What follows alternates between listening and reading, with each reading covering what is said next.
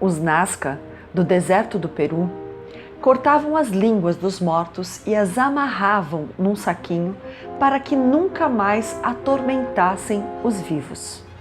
Hoje, em nossas conversas literárias, vamos falar do livro 9 Noites, de Bernardo Carvalho.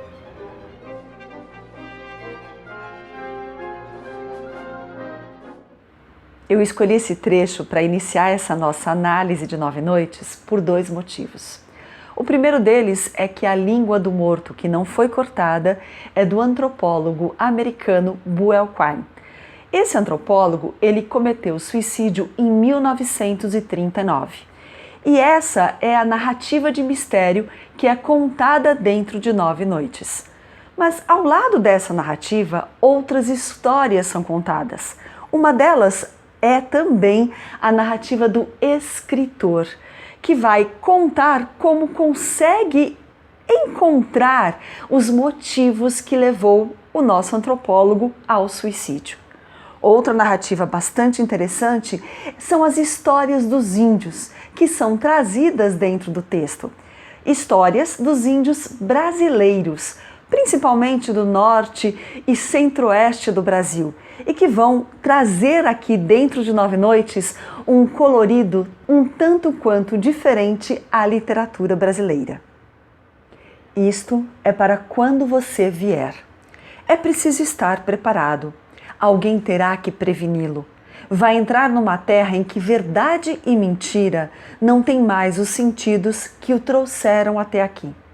Pergunte aos índios, qualquer coisa, o que primeiro lhe passar pela cabeça. E amanhã, ao acordar, faça de novo a mesma pergunta. E depois de amanhã, mais uma vez, sempre a mesma pergunta. E a cada dia receberá uma resposta diferente. A verdade está perdida entre todas as condições e os disparates. Esse trecho que eu acabei de ler para você é o início de 9 Noites. E nesse início, nós temos como narrador Manuel Perna.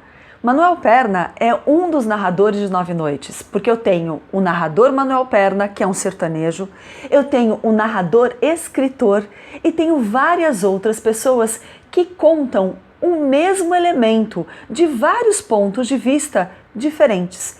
Isso é o que nós chamamos dentro da literatura de polifonia.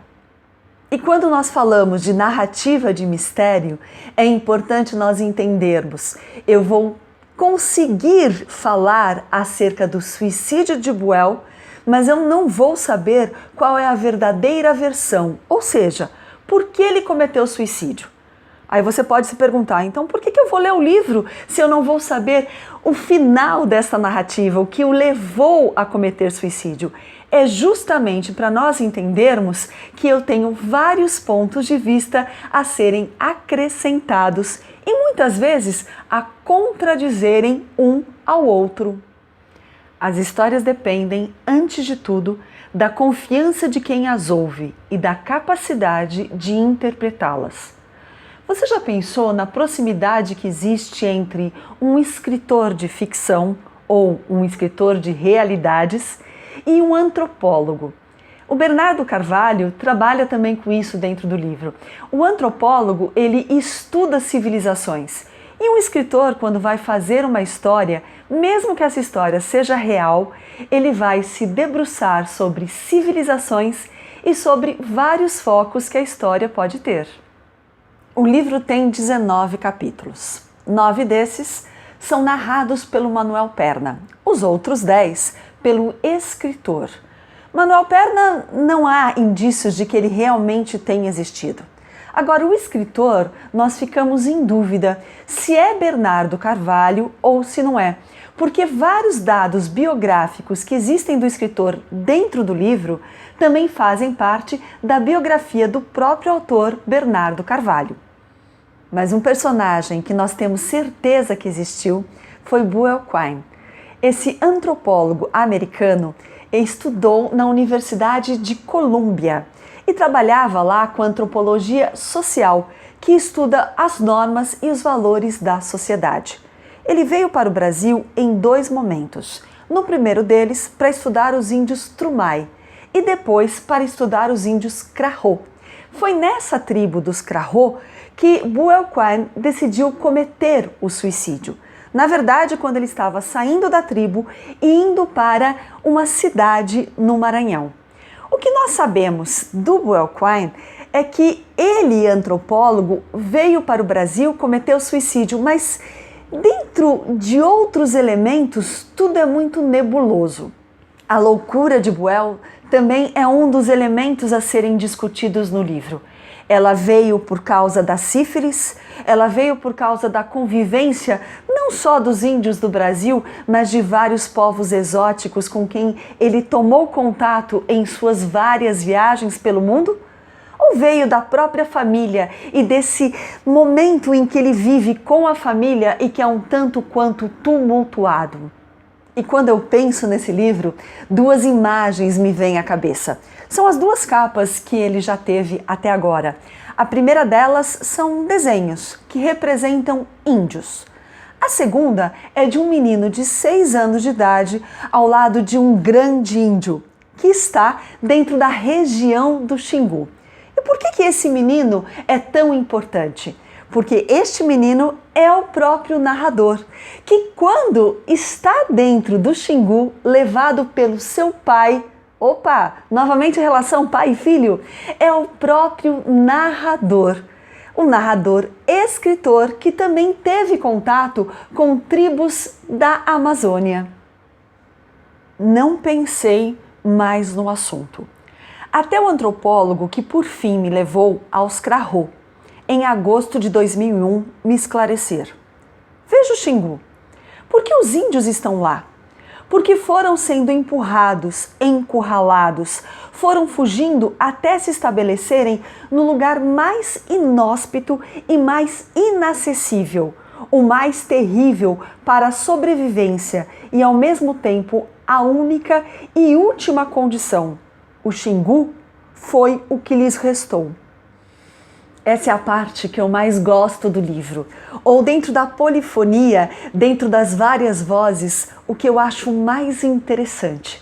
A discussão de como os índios foram colocados de lado, como nós podemos contar e recontar e trabalhar o que seria a verdade, porque os índios foram para o Xingu.